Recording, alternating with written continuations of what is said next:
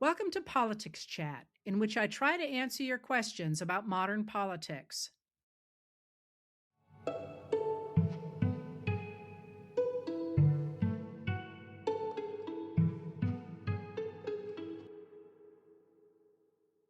So I'm going to start today by telling you a story that I've told you before, but that I really want you to hear it.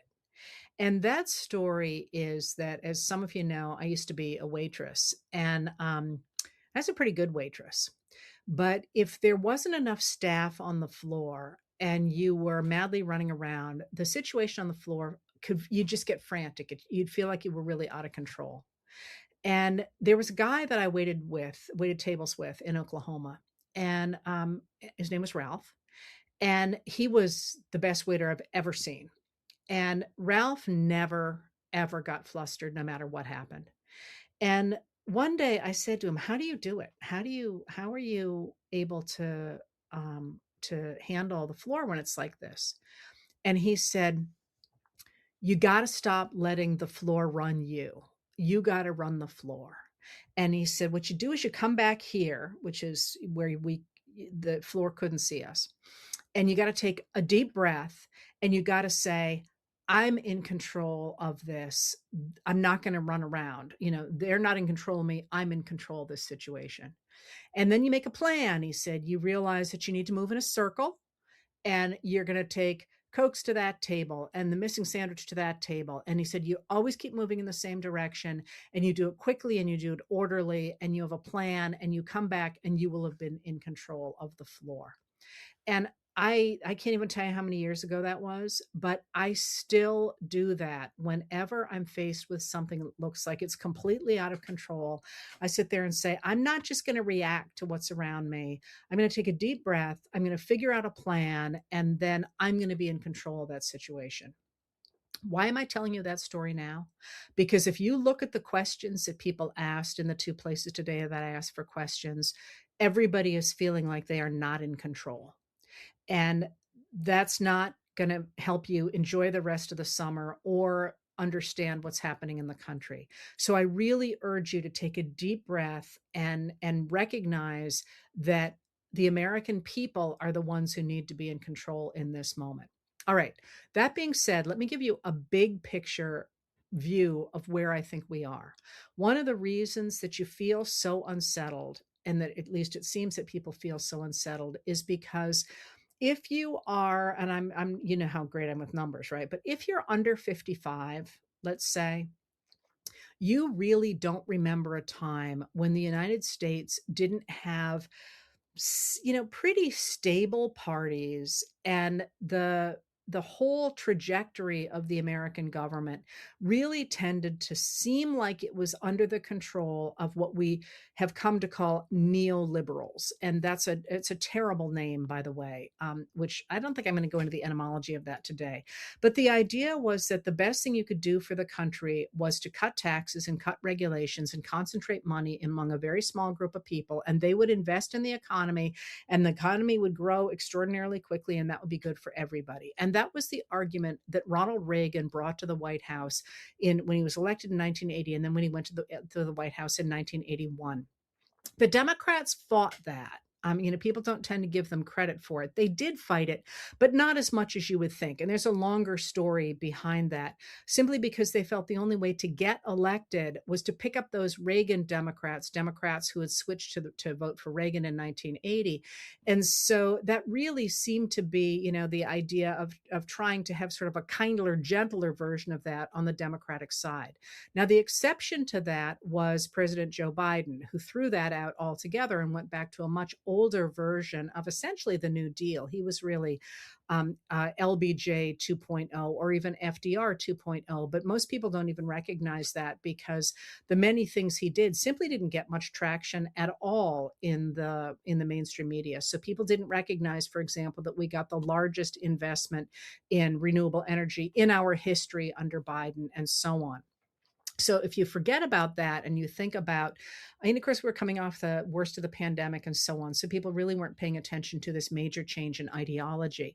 But if you think about the fact that we lived for 50 years or so under this sort of pretty clear ideology, what you are seeing now around you, I think, is the breakdown of that ideology. And mind you, this happens in our history and has happened in our history. But when that happens, you get really dramatic political realignments in both parties, by the way, and you get the rise of other parties as well. And you get a whole lot of new ideas and new people. And people like me think that's a really good thing. And I will tell you more about that in a second. But it's also really unsettling because all of a sudden, you're hearing new political ideas and there's new figures, and the people you thought you could trust, you suddenly feel like you don't trust anymore, and you don't know what's going to happen going forward. And if you think about where we are right now that way, with this extraordinarily important midterm election coming up, and of course, the even more important presidential election 2 years later, and you think about the sort of choppiness that we see around us as major changes in the Republican Party and in the Democratic Party, and how those are playing out culturally in the nation, that it makes a lot more sense. And you can sort of step back a little bit and go, oh, okay, we're in a time of transition. And one of the things that I would like you to remember as I'm telling you about this is that um, we look back in history and there are a lot of periods that now look really clear. Like you can look at the 1850s and you can say, oh, obviously, you can see in the late 1850s, that's when Abraham Lincoln was rising. And you can see he's doing this and he's doing that. And you can see how people are supporting him or falling away from him. But it was pretty clear that Abraham Lincoln was going to emerge. Say the same thing in the 1880s and the 1890s. Of course, Theodore Roosevelt is going to rise and he's going to bring in the progressive era and so on. But the truth is, when you're in those periods, you have no idea what's going to happen because it's not set yet. And those stories could have gone very different ways. But somehow I think we forget the sheer uncertainty of so many critical moments in our history. And so that now we're in one of them, people sort of feel like we've never lived through this before. We don't know what's going to come out. Well, we don't know what's going to come out here, but this period of uncertainty has a lot of precedence in it. So when I talk about the realignment between the Republican Party and the Democratic Party, once again, you must remember that those are not black and white, yin and yang. They're very different political organizations. They are not part of our government. They rose differently than the government. They're not in the Constitution or anything like that. Political parties are organizations designed to channel voting patterns into control of the government, but they're not part of the government. So where we are right now is the two dominant parties in the United States are the Republicans and the Democrats. And they are the dominant parties in our system in a way that other countries don't have, because we have developed over really since the early 19th century, the idea that the political parties really are designed to funnel voting into control of the government in such a way that you can control the whole of the government. So that you generally, we back parties that can mobilize candidates who can do everything. Excuse me, so who can manage finances, but can also manage the environment and so on. So they tend to have a pretty broad base, and they tend to have a pretty broad financial basis. So they're able to field a whole lot of candidates who can do things like run the railroads and run finances, right? So in this moment, the Republican Party is falling apart, and so in many ways is the Democratic Party. Those are not necessarily bad things at all. They're simply a period of transition. And what I mean by that is the moment you've heard me say before is very much like the 1850s, because what you have here in our period is the Republican Party, which has a long and storied, sometimes noble history. It used to be known as the Grand Old Party for a reason, but that was a long time ago, um, has really dropped away from its original ideology, the idea that what the government really should do is help people at the bottom, because that will enable them to invest their labor into the economy, and they will produce more than they can consume, and they will support people above them who will do the same thing. They'll support a very few wealthy people who will hire people at the bottom, and you will have sort of a spiral that will continue to move people upward. That's the original idea behind the Republican Party, and it was embraced in the 1950s by Dwight Eisenhower and by the traditional Republicans of that era. And you've heard me talk before in the last couple months about how the Republican platform in 1956 was significantly to the left of where the Democrats are now. And the Democrats were even farther to the left. But that was the original idea of the Republican Party. And it has gone through a number of sort of pendulum swings in its history. And what has always happened to the Republicans when they have this broad-based civil rights platform is some people insist that the government making sure that the playing field is held level for all Americans inevitably enables some people to insist that their tax dollars are being taken by minority people primarily, or by women who want to work outside the home. And therefore, it is a form of socialism or communism. They manage to get those programs slashed. Wealth concentrates among a very small group of people, sort of an oligarchy. And then generally there is a major financial crash. But the people who ran the Republican Party before Trump were in that oligarchy phase. They believed there was the best way to run the government was to slash taxes and regulation and concentrate wealth among a very small group of people. And as we know, more than $50 trillion moved from the bottom 90% of Americans to the top 1% of Americans between about 1975 and about 2015. So that was where they were. But then Trump came in, and I'm not going to go into great length about Trump today, but Trump came in and turned the party from that sort of establishment oligarchic Republican Party to a fascist party. And they are pretty clearly a straight fascist party now, but they're not really a party. I shouldn't say that. They're really a fascist movement now. And that itself is causing huge problems for it. And maybe I should actually go into to the Republican Party right now, because the party itself, the movement itself, is embracing the hallmarks of fascism, the othering of people, the taking away of civil rights, the concentration of economic power and business with the government, the militarization of the country, the rejection of the idea that people can become Americans from other countries. They're looking for an all-white base and so on. Well, the party or the movement is doing that. Trump pretty clearly, while he adheres to those ideas, pretty clearly is in it for the cash. Now, this is really interesting because if you've been following the news lately, and mind you, I don't have enough, not even hours in the day. I don't have enough weeks to list the many ways in which Trump and his family are grifting off the presidency. But one of the things that you may have noted is that Trump sued the bank, Capital One, insisting that they had ceased to work with him for political reasons. And last Friday, I think it was, today is Tuesday, August 4th, Capital One responded in a court filing saying, hey, we closed your about 385 accounts, not because of political reasons, but because your accounts bore the hallmarks of money laundering. Okay, money laundering is way howdy illegal, right?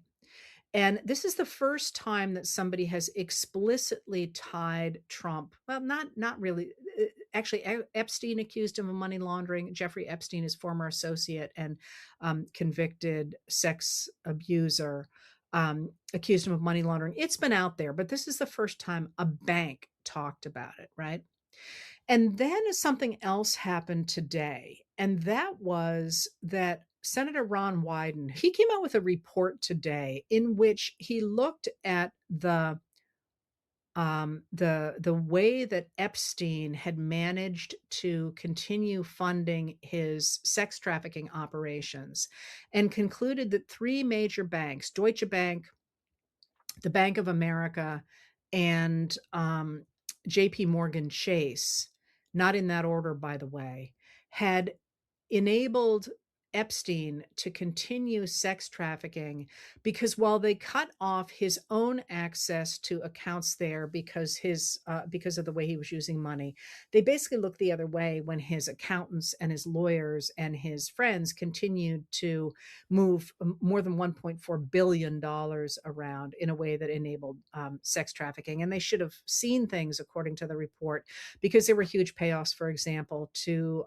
girls in Eastern European countries and so on.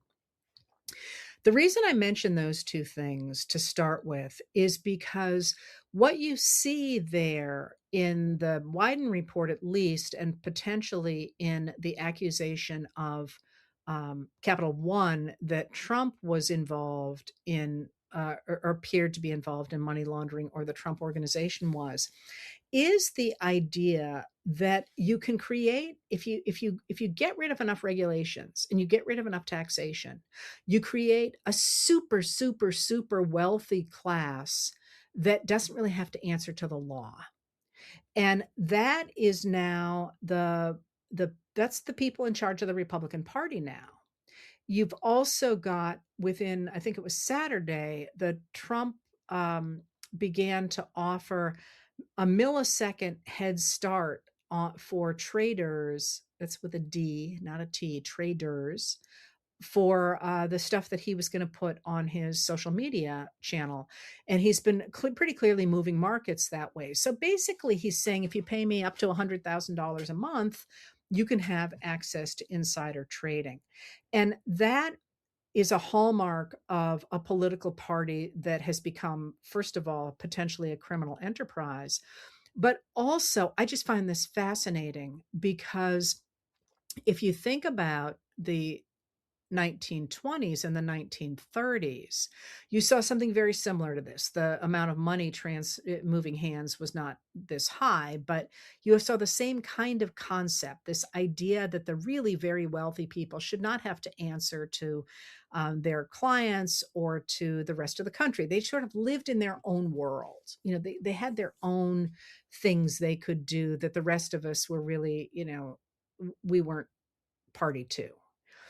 And what's interesting about that to me, as somebody who studies politics, is that when the crash happens in 1929, you start to see a real push for the government to regulate banking and for the government to regulate Wall Street.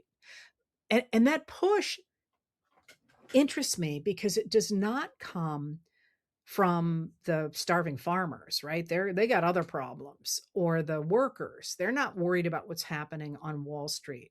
They might be worried about the banking, but probably not as much as the people who are really pushing for these new regulations and for Securities and Exchange, the Securities Exchange Commission, and the securities law, which starts in 1933 and 1934, the two big laws. And what's interesting to me about those is that the people who push for those are the businessmen themselves, because they recognize that they can't have a stable economy. They can't have a surviving corporation or start a new company if the playing field's not level. And that rejection of the Republican project at this point, coming from the potential for it to come from business people, as well as all the many people now who have turned against the Trump administration, is a moment that suggests the potential for a broader based coalition against the MAGA movement than it has had in the past. Now, I'm not sure we'll get there or not, but it's a different kind of moment, because Trump is so openly grifting that if you have looked at his popularity numbers, his popularity is hovering. That means his job approval rating between, let's say, about 33%. It's between 32, 33, and 34% in some of the major indices, and those are in the major polls. And that suggests, and we know that basically is underwater everywhere. So what that means is you've got this what used to be Republican Party and now is a movement getting smaller and smaller and smaller and smaller. And as it becomes smaller, you're going to get extraordinary loyalists who are going to do anything they can to stay on top of the movement because they want to stay in power or because they are somehow compromised by it. And you can see this in the potential confirmation of Todd Blanche as Attorney General, about which you've asked. And you know, Todd Blanche is apparently responsible for the majority of the cover-up of the Epstein files, which by law, under the Epstein Files Transparency Act, were supposed to be released to the public no later than December 19th, 2025, and which right now are still under, there's still a bunch of fights going on about them, not least the fact that independent journalist Katie Fang sued to get access to a number of documents, not a lot of them, sort of a handful of documents, but ones that she thought pretty clearly had been falsely redacted. That is, the Epstein Files Transparency Act said you could only cover up the names of victims, and it certainly seemed as if those documents had covered up a lot more than the names of victims. And she sued, and right now the judge in the case is looking at those documents himself to see whether or not they should have been redacted, whether they were properly redacted. So that's out there now. So Todd Blanche has done that. He also was the president's former criminal lawyer and worked to cover up things like his payments to Stormy Daniels, and was party to this attempt to keep Trump from having any liability, or having the Justice Department prosecute him, his sons, or the Trump organization for any kind of crimes that they might have committed on their taxes before May 19th, I think it was, of 2026. So Blanche is in, you know, he is certainly part of this idea of protecting Trump and protecting the MAGA movement. Now, people have asked, is the Senate really going to confirm this guy? It's only one vote from it right now, but this is and you know, somebody said I use the word interesting too much. I use that in part because we are in this emotionally as Americans right now, but there's also a larger pattern of human behavior in politics that is what I study. And so I find it, watching the pieces move, I find, sorry, interesting. But you can see that Republican project that became the MAGA movement and then became a fascist movement, you can see it getting smaller and smaller and smaller. Americans don't like it. And yet they hold all the key control of the government, all the key pieces to control the government. And that means they're extraordinarily dangerous, right? All right. So if that's the Republican Party, what's going on the Democratic side, which you've asked me to talk about? And I get a little bit, not frustrated, but the Democratic Party is doing the opposite of what the Republican Party is doing. Exactly what happened, by the way, in the 1850s and the 1890s and the 1920s. That is, one major party. In the 1850s, it was the Democrats. In the 1890s, it was the Republicans. In the 1920s, it was the Republicans. One major party has gotten taken over by a very small group of people who are using the party apparatus to enrich themselves. They've turned and this is way more than we saw in the 1890s and the 1920s. It's very similar to what we saw in the 1850s, where the elite Southern enslavers basically said, we don't care about democracy or anything. We really believe we have the right to rule over everybody else, not just enslaved Black Americans and indigenous Americans, but also women and white workers in the North as well. You know, they're pretty clear about that. They sounded very much like today's Republicans, with the addition of the fact we have new ideologies that have risen since then. But at the same time, in all three of these periods, so what if you're left out of that? Not just if you're a Democrat, because remember, there are more independents than there are Democrats or Republicans right now. But if you're a Democrat or an independent or Republicans who might even be Eisenhower Republicans or who at least were establishment Republicans, and you're looking at what the MAGA Republicans are doing and you're saying, I can't do that. So I care about democracy. I don't want all of our money to go into the pockets of a handful of people that are pretty awful. I actually think we should have some immigration. I actually think we should have health care. We certainly shouldn't be fighting a war in Iran. I mean, what I'm listing out here, these are not unpopular positions. More than half of Americans agree with everything I just said. And that means that, that this is going to be a broad-based group of people. So who are they and what do they do? We are in a period where you're hearing all these people speak up and say, okay, I'm not them, but I'm not sure I'm you either. And we're seeing all kinds of new voices trying to say, well, this is how I believe the world should be, or this is how I believe the world should be. And the tensions that you're seeing among the Republicans, I'm sorry, among the Democrats and never Trump Republicans and independents and people farther to the left. I have a real problem with the words democratic socialist and democratic socialism because it means a lot of different things in this country. But what virtually all of them are asking for are things that, as I say, are to the right of what the Republicans wanted in the 1950s. The idea of universal health care and housing and affordability, those are all absolutely mainstream positions in the United States of America. People are acting like asking for those things is extraordinary simply because we have moved so far to the right. But so on the non-MAGA side, you're seeing a bigger and bigger and bigger group of people who are tossing up a whole bunch of new ideas and trying to figure out who they are and what this new coalition is going to look like. And if they are true to form, and again, if you look back at the periods I talked about, 1850s, 1890s, and so on. Like you look back at that now and you think, oh, it's obvious what the ideology was going to look like. And it's obvious that we were going to end up with people who are now literally on Mount Rushmore.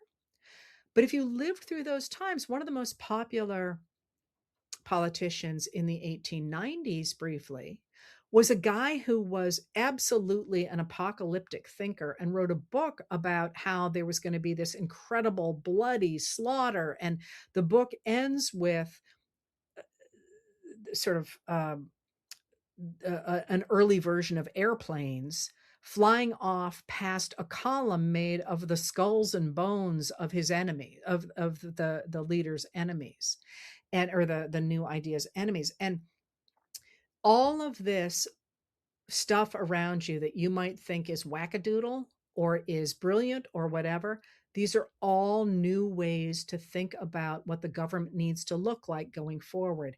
And we need them all. One of the things that is very frustrating is that there are a number of elections now where people who have new ideas or who have old ideas are refusing to step aside, even though they're not popular, because I think they think that this today is a fight to the death for the midterms. And it's really not. The election is enormously popular. I mean, enormously important for putting down the MAGA Republicans. But in terms of where the country is going long term, we're not there yet.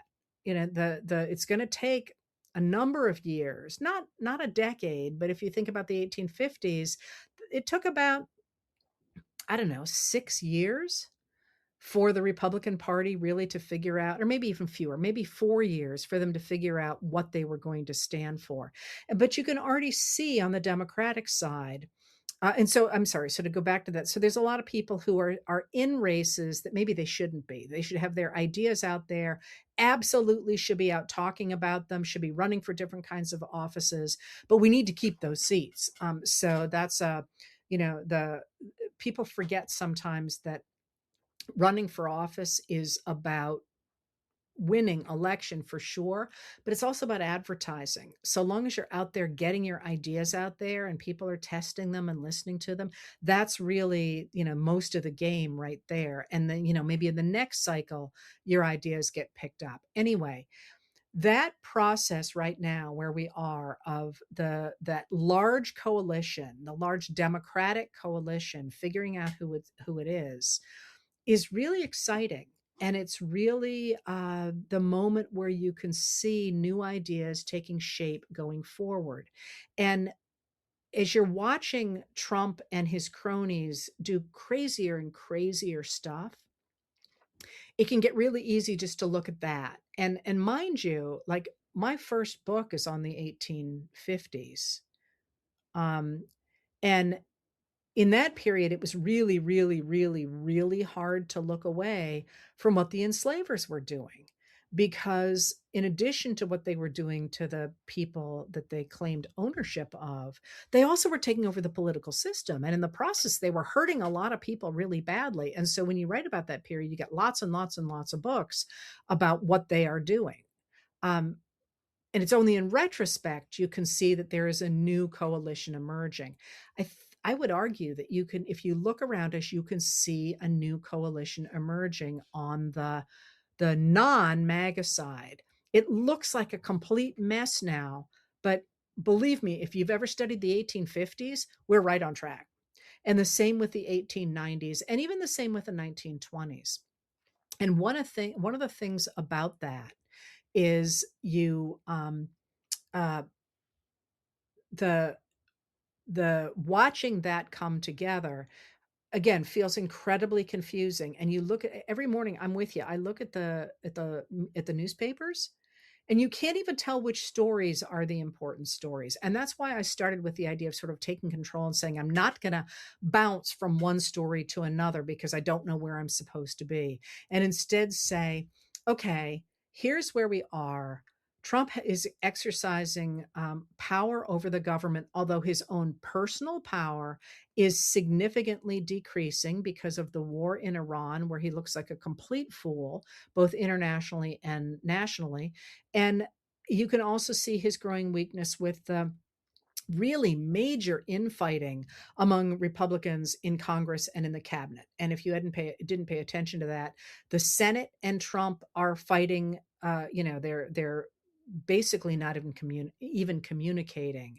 The House can't seem to get anything done, and really hasn't been for a while.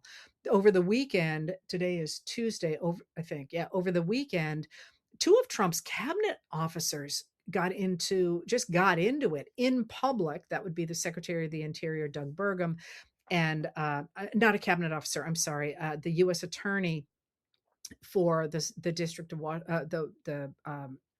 District of Columbia, Janine Pirro. They started arguing about whether or not the Department of Justice should have indicted Davy Hearn, who was the Olympian that they indicted for allegedly slashing the Lincoln Memorial reflecting pool. And of course, the Department of Justice backed away from that and said, no, it was actually a bad installation job, which is what everybody said who wasn't a Trumper.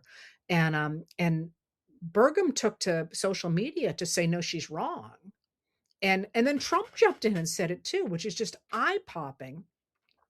And then you've got the fight going on in Ohio between Representative Max Miller, who is a MAGA Republican who allegedly abused his daughter and his ex-wife, and came out on the weekend and did this just eye-popping video in which he sure sounded like an abuser.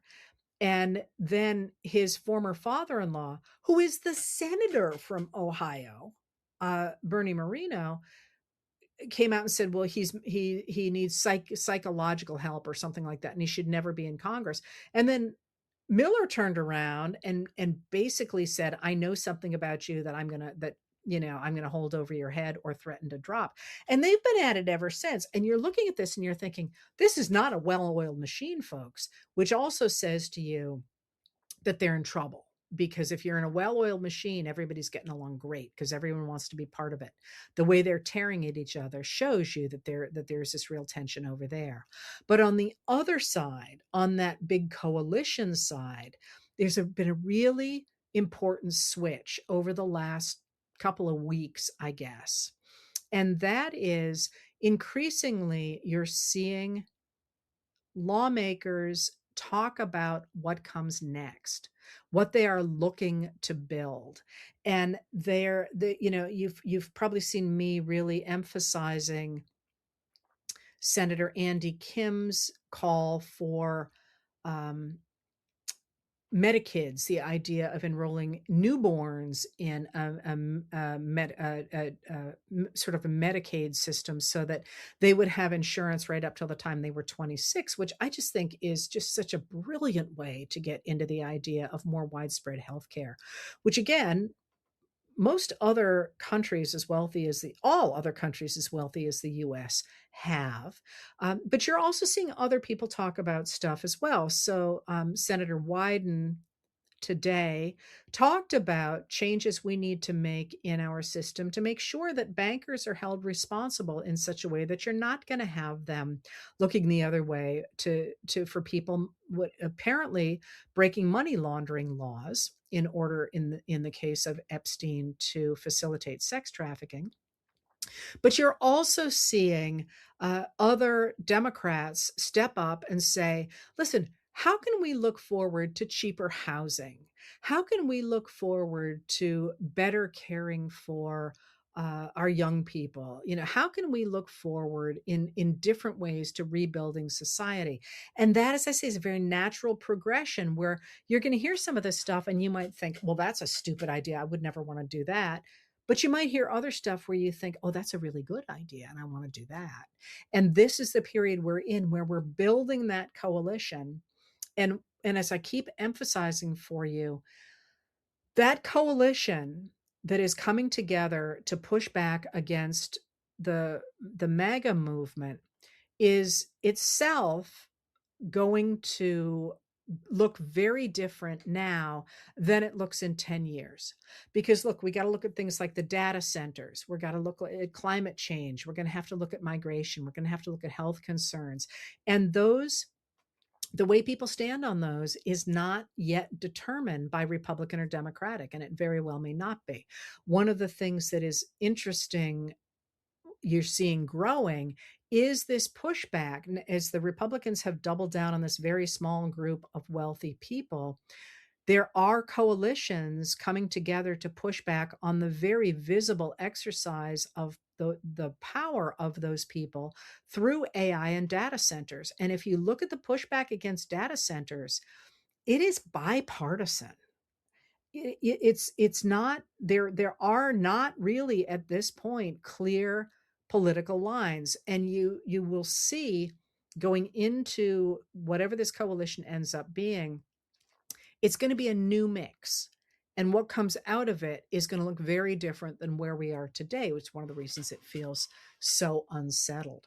So when you're looking at the news and what's happening, you're watching the Republicans sort of implode and the Democrats expand, and they will probably keep that name Democrat, but they will embrace policies that are much different than they have embraced for the past 40 years and probably are more reflective of original Democratic ideology, although there may be some Republican ideology thrown in there too. And by that, I don't mean the modern day Republicans, but the idea that the government should help people at the bottom rather than helping people at the top, which is a Republican policy, but it maps over the Democratic ideology, which essentially divides the world into the haves and have-nots and always stands for the have-nots. And those two things seem, to me anyway, to be marrying right now, as they have also in the past. So there's some of the questions that I can answer for you here, trying to, I always try, you may not have heard it, but I've actually thrown a bunch of your questions in that. It's kind of a game for me to see if I can tell you a coherent story that covers a bunch of your questions without saying, here's an answer to a question.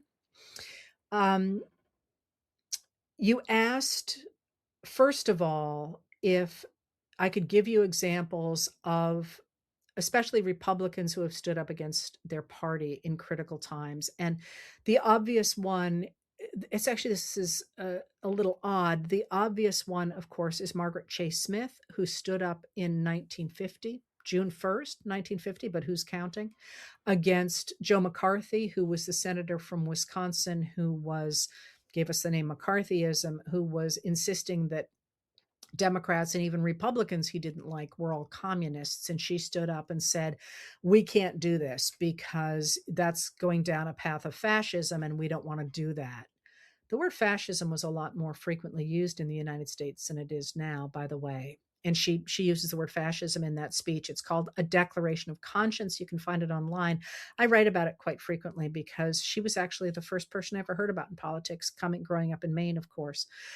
She was from Maine. So there's always her, but one of the ones is more uh, fits better today is also from Maine, and that would be William Cohen or Bill Cohen.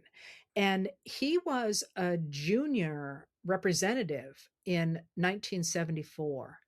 And he was new at the game, the political game, and he brand new, and he thought that he would probably ruin his career forever when he said, I'm going to vote to impeach Richard Nixon because it's the right thing to do. And he literally, there's some great stuff on this. He literally thought, this is it, I'm done. He was on the House committee looking into impeaching Nixon. And he was like, and people are saying to him, you can't do it. You're a Republican. You got to stand with the president. And he's like, I can't do it. He's broken the law, and he's ruining the Constitution. So he decides he's going to vote against Nixon, and even though he expects it's going to destroy his career. And that's when the tape dropped that made it clear that Nixon had been plotting with his aides to cover up the Watergate break-in, which is what led very quickly to him resigning. So Cohen made the choice that he was going to do what's right and take his lumps. And he it became the right thing to do, which he maintained all along.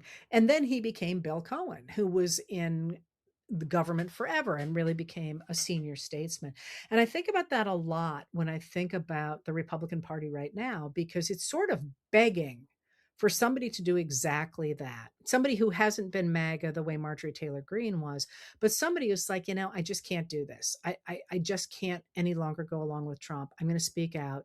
And we're at that sort of a tipping point where that could end up becoming the moment that really makes you. The same way it made somebody like Abraham Lincoln. Mind you, he didn't go from within his party. But that speaking up and saying, I'm going to go for this, we're at a moment when it's a good time to do that. And it's interesting. I don't know if you saw today that John Ossoff, who is running to be reelected senator out of Georgia, actually picked up today the support of former Arizona Senator Jeff Flake, who ran afoul of Trump and left the Senate in Trump 1.0. And Flake was always sort of part of that oligarchical period of the Republican Party, but he came out and said, I'm switching here and supporting Ossoff, which is a moment when you think about the language that Ossoff has been using to consolidate the idea that we need to stand up for the Constitution and for America and return affordability to the American people. Picking up Flake's endorsement was a really important moment. So you asked about whether or not anybody had stood up, and I'll give you Bill Cohen, but you also asked about whether or not there were any think tanks that I hate to say the left, because really what we're talking about is the American liberals, from the Republicans through to the far left, if there was any think tanks, if there were any think tanks that were the mirrors of the Heritage Foundation, which has become a mega operation and produced Project 2025 to essentially undermine American democracy and put in place a really super strong executive that's put us a lot of where we are right now. And the answer to that is no. And the reason for that is we get the kinds of think tanks like Heritage out of the aftermath of the 1971 Powell memo, which was a memo that was written by a lawyer for the US Chamber of Commerce who said, listen, if we're going to undermine the New Deal government, we need to gain control of the media, of education, and of the law, because right now all of those things support fact-based inquiry, and that fact-based inquiry makes people want things like, healthcare. So we need to push back against that, and we need to establish think tanks that will push our ideology out. And we get a whole bunch of new think tanks in the wake of that Powell memo in the late 70s, and especially the late 70s, including Heritage. Heritage is really the one that was thought of as being the blueprint for Ronald Reagan. That's a whole story in and of itself. But the liberals never did that because they felt that your reliance on facts, on fact-based media and fact-based ideas would be enough, that you didn't have to have sort of special interest pleading. And as a result, they don't have big money behind their media, for example, like the whole idea of a lot of the right-wing podcasts, they're simply backed by really big money. Talking Points, Turning Points USA, that was bankrolled by a really wealthy guy. And you don't have the same thing on the liberal side. But I am not, I mean, I get that that's frustrating, and I'm not sure that we shouldn't make more of an effort for that. But one of the things that I think is correct about the enterprise in which I am engaged is that it really reflects the Enlightenment. And I believe that if people have good information, they will make good choices about their government and about their own lives. And they may not be the choices I would make, but that's the whole point of democracy, right? We get to choose for ourselves. And we have this concept that the more people who do it, the better their choices will be, that in the aggregate, people will make good choices. So we don't really have that. But what we do have is a motivated group of people who believe in human self-determination, believe they should be able to make their own choices, and their government should reflect what is best for them. And so long as we stay in the game, we spread the word, we talk to people, we complain to our elected representatives, we speak up about things, we should be able to win a free and fair election, which of course right now we're looking at not being able to, but we should be able to win free and fair elections pretty handily. That's why we got Heritage in the first place, is because they felt the need really to push their ideology, because everybody from Republicans through to Democrats were voting for a government that regulated business, provided a basic social safety net, promoted infrastructure, protected civil rights, and underwrote a rules-based international order. And now we're sitting here watching it all be torn apart. More and more Americans are looking at where we are under this MAGA movement and saying, wait a minute, we need to defend what we have lost. And as we are doing that, we're coming together in a bigger and bigger coalition. So I hope that gives you a less frustrating position to stand in as you're watching all the sort of craziness around you. But it does suggest that you have a role to play. You personally have a role to play in advocating for things that you care about. So I just saw a comment going by, well, isn't the problem here we've defunded education? Yeah, that's one of the problems. And if you look at how we are spending our money right now, I am extremely concerned about the Trump administration's I'm sorry, pissing away of our tax dollars. And this is going to have to be something that we fix. But as we do that, I would actually argue we should be investing in things. I just did an interview today with Representative Shelley Pingree of Maine. She is on the committee that handles things like national parks and the National Endowment for the Humanities and the National Endowment for the Arts. And she said, what she really wants to do is get that funding for those things which fund historical societies and local productions of plays and so on across the country up so that it provides $1 for every American, which would put it at funding for at about $344 million, right? Both of those accounts are $207 million, which is, when you think about how much money, you think about the fact the ballroom that Trump wants to build is going to be $600 million, and at least 400 million of that so far is our tax money. After him saying he wasn't going to spend any of our money, not a dime of our money, 400 of that is already our tax dollars. I don't know about you, I would much rather put those $400 million. Well, first of all, I'd like to start by putting them into SNAP, supplemental nutrition assistance, the supplemental nutrition assistance program, universal health care, better roads and bridges, and all those sorts of things.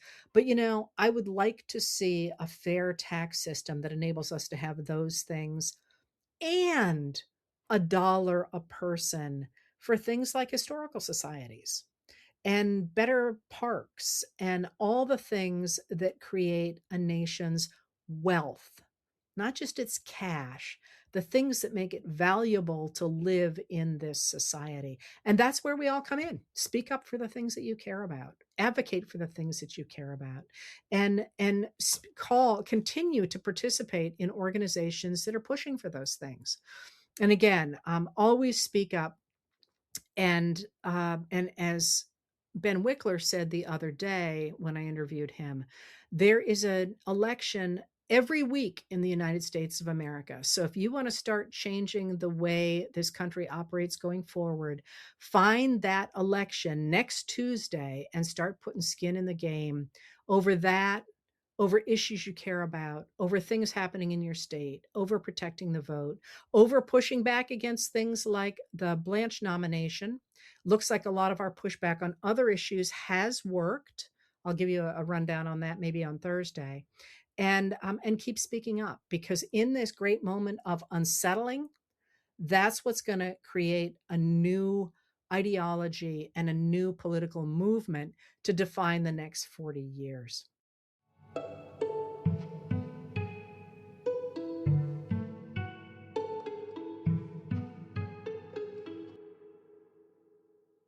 If you'd like to tune in live, I record these chats on Tuesday and Thursday at 6 p.m. Maine time on both my YouTube channel and my Facebook page. If you want to hear more from me, I write Letters from an American every night. It's available on Substack and on Facebook, and the audio version of the nightly letter is available the following day wherever you get your podcasts.